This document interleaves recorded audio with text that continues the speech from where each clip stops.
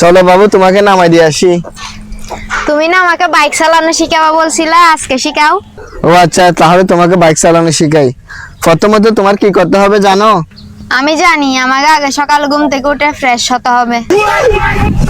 আরে আমি বাইকের কথা বলতেছি তোমাকে। প্রথমে চাবি দিয়ে গাড়ি স্টার্ট করতে হবে। আরে আমি কেন বাইক স্টার্ট করব?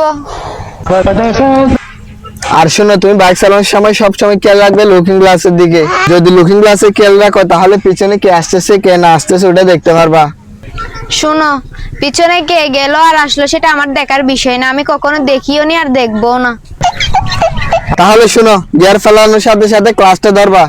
গিয়ার তো পরের বিষয়, আমি কেন ক্লাস ধরবো? আমাকে স্যার অ্যাসাইনমেন্ট দিছে, এগুলোও করি নাই। অ্যাসাইনমেন্ট না করে ক্লাস ধরলে স্যার আমাকে মারবে না? আমি কোনো ক্লাস ধরতে পারবো না।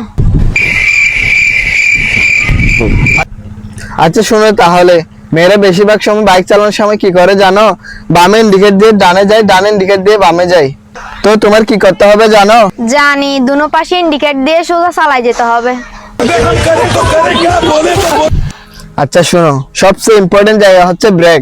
তুমি যে জায়গায় যাও না কেন, যেখানে যাও না কেন, তোমার যখনই প্রয়োজন তখনই ব্রেক মারতে হবে। তুমি ব্রেক ব্রেক করতেছো কেন? তুমি কি আমার থেকে দূরে চলে যেতে চাও? আমাদের সম্পর্কে কি তোমার ব্রেক দরকার? তাহলে আমাকে বলো, আমি তোমাকে ব্রেক দিই। সব আমি বুঝতে পারছি, তোমার ভাই বাইক চালাতে হবে না, যাও তুমি যাও।